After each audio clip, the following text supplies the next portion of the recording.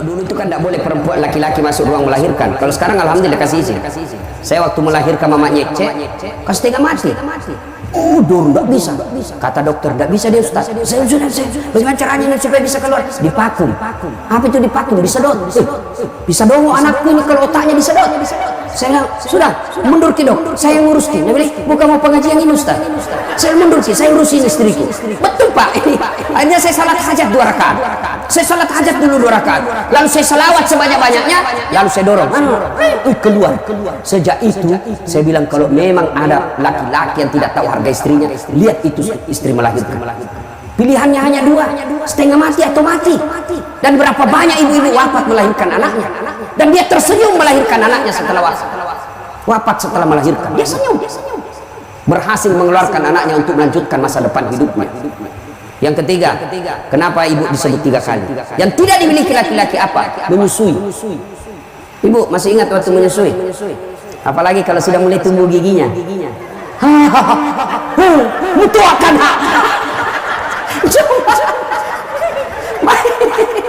ibu-ibu membayangkan diri sendiri. Mana ada begitu dia gigi kau tampilin, kok gigi saya? Tidak, dia bujuk. Lepas kena. Siang anaknya, malam. Coba, makanya demi Allah tidak akan kalian dapat surga kalau kalian durhaka sama orang tua. Bahkan Nabi jelaskan jangankan masuk surga, baunya surga kita tidak dapat. Padahal baunya surga kita bisa cium 70 tahun perjalanan. Coba. Makanya hikmah pertama pulang pengajian, mudahkan orang tua. Ustadz, orang tua saya dari kecil dan tidak urus saya, nenekku yang nguruskan, tidak ada urusan dosanya bapakmu kepada Allah. Urusanmu muliakan orang tua. Nah, bagi anaknya almarhum. Almarhum ini sudah meninggal. Bagaimana cara berbuat baik Ustadz? Bapak saya sudah meninggal. 1, doakan. Bagaimana doakan orang meninggal? Minimal dengar baik-baik. Anak-anaknya nih almarhum, ahli warisnya. Doa tidak harus bahasa Arab. Doa tidak harus yang ada dalam Quran dan Sunnah yang dalam buku-buku doa. Tidak. Apa yang kita doakan orang sudah meninggal? Ya Allah, ampuni dosa orang tuaku. Itu yang pertama.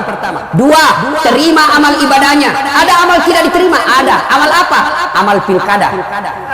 Bagi-bagi jilbab, bagi-bagi sarung, bagi baju-baju seragam. Karena mau dicoblos demi Allah tidak ada pahalanya di akhirat. Ya Allah, mana pahalaku? Saya bagi-bagi sembako habis uang 2 miliar. Nabi bilang malaikat bohong tuh Allah. Dia itu bagi-bagi sembako karena mau dicoblos.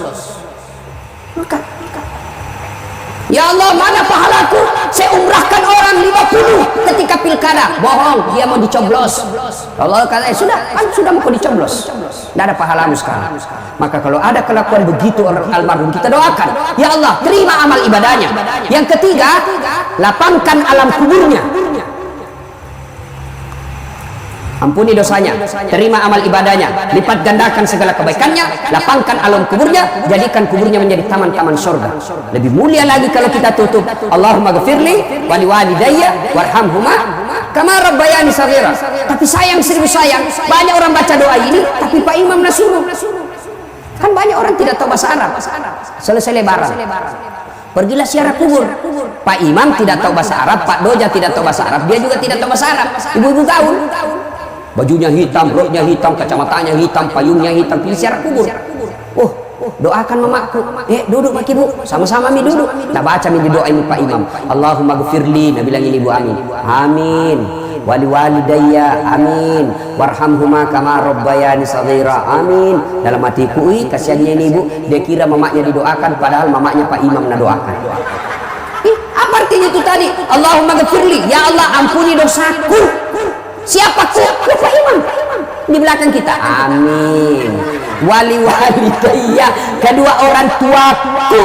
Orang tuanya Pak Imam sudah dikasih pisang, dikasih amplop, suruh doa ke mamanya doakan. Coba ini yang banyak. Maka berdoa tidak harus pakai bahasa Arab. Selesai sholat Bapak Ibu, ini anak-anaknya almarhum. Selesai sholat baca doa. Sampai sampaikan minimal Al-Fatihah. Bagaimana caranya? Ila hadratin Nabi Mustafa Muhammad sallallahu alaihi wasallam, summa hususil ruhil almarhum Haji Muallim Pabinru Al-Fatihah. Baca Al-Fatihah. Sudah itu, ya Allah, ampuni dosa orang tuaku, terima amalnya, lipat gandakan segala kebaikannya, lapangkan alam kuburnya, lalu tutup dengan doa Allahumma ghfirli wa liwalidayya warhamhuma kama rabbayani shaghira. Amin ya rabbal alamin. Ustaz, kenapa orang kalau doa terus begini selesai begini? Ah, itu tambah-tambah gitu. Boleh juga tidak begini, boleh. Apalagi sekarang corona. Ah, dianjurkan jangan pegang muka. Kenapa paling begini Ustaz? Cuma kebiasaan. Kenapa na muka? Karena lagi nyambung. Masa Bapak amin ya rabbal alamin? Ah, itu tidak nyambung lagi.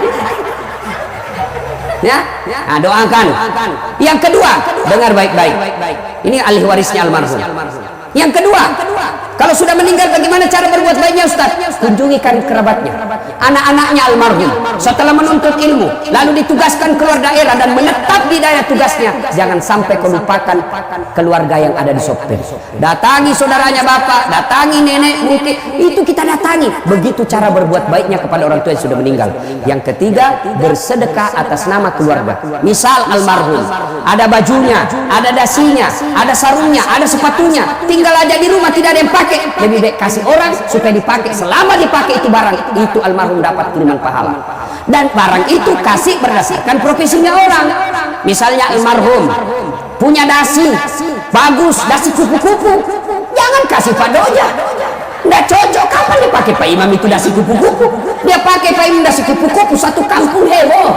Wih, jatuh cinta Pak Imam. Lalu kalau dasi kupu-kupu, siapa kita kasih? Kasih cucunya yang lagi kuliah. Itu cocok. Sarung, kasih Pak Imam. Cocok itu, dia tiap hari dia pakai. Songkok, baju gamis, kasih Ustaz. Tiap hari dia pakai.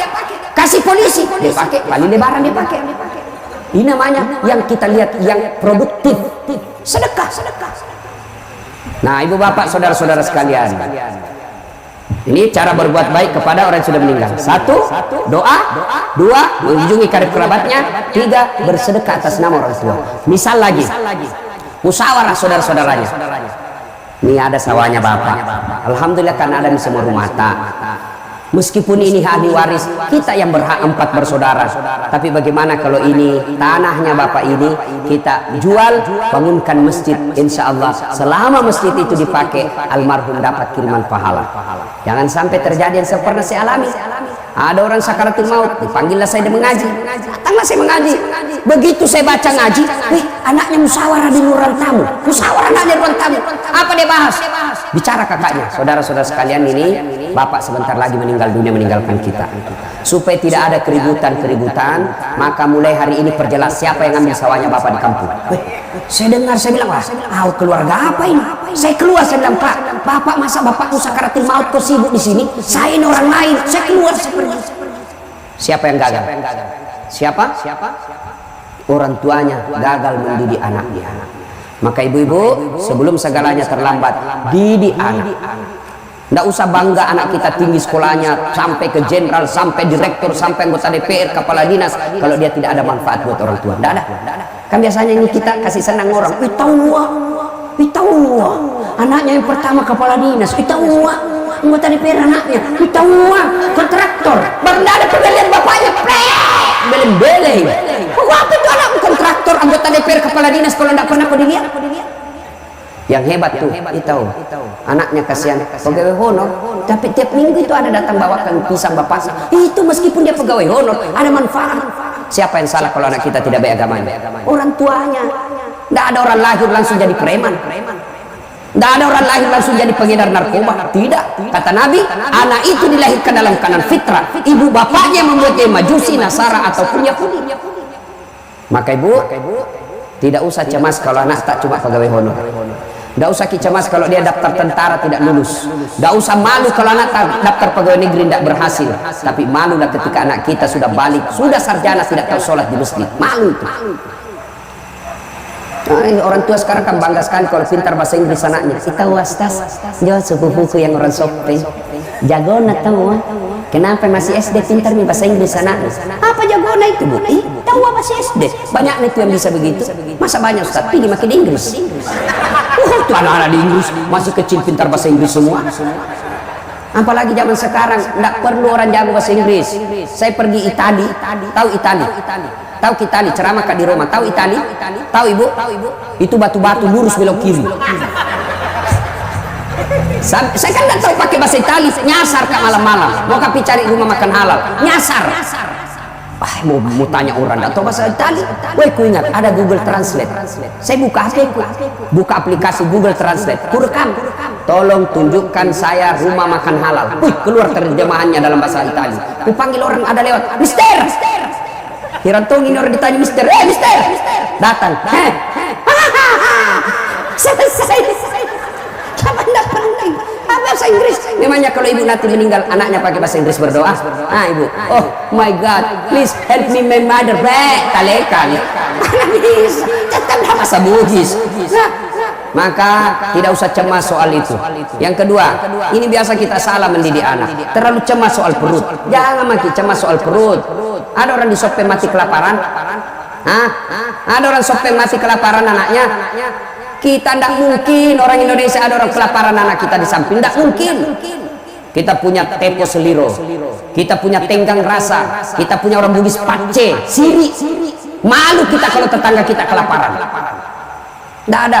Tapi yang mati gara-gara narkoba anaknya banyak, bahkan bisa jadi puluhan. Mati karena tawuran banyak. Itu berarti bukan soal perut yang ibu cemaskan, tapi apa? Mendidik anak. Ibu-ibu, Bu, tahu cica? Tahu cica? Apa nama kang itu cica? Masuk akal?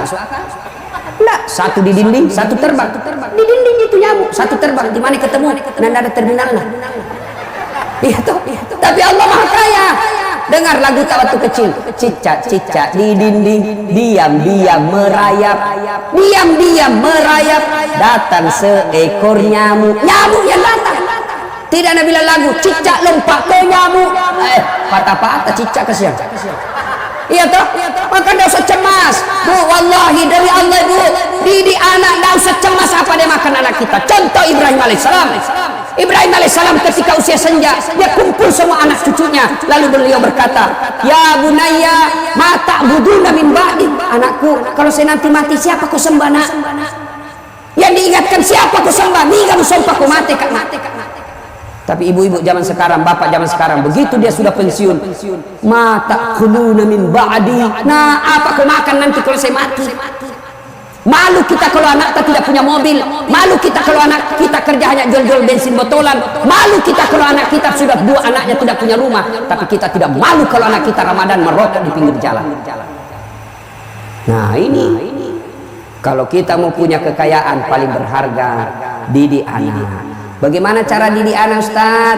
Ada dalam surah Luqman. Baca itu mulai dari ayat 16 dan seterusnya. Sudah dijelaskan di situ.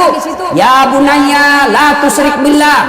Wahai anakku, jangan kau serikatkan Allah. Itu dulu yang pertama, akidah dulu. Ibu-ibu nih yang punya anak kecil, masih kecil, ajarkan akidah kepada anak kita. Nah, Allah itu satu. Lam yalid wa lam yulad. Kalau perlu ajarkan melalui lagu. Nah, kan ala lagu tak waktu kecil, topi saya bundar, bundar topi saya, ganti Tuhan saya Allah, Allah Tuhan saya, kalau bukan Allah bukan Tuhan saya. Itu ajarkan. Tuhan banyak, sudah utama Yesus, tapi bukan Tuhan kita orang Islam. Siapa Tuhannya kita? Nah, Allah. Allah itu siapa? Tidak bisa dilihat. Nah, sudah ajarkan begitu. Itu lagu-lagu zaman dahulu begitu. Lagunya. Tuhan saya Allah, Allah Tuhan saya. Jangan makin ajari anak lagu yang tidak masuk akal. Bu ani belalang kupu-kupu, siang makan nasi, kalau malam minum susu. Mana ada belalang minum susu sama makan nasi? Tolo-tolo.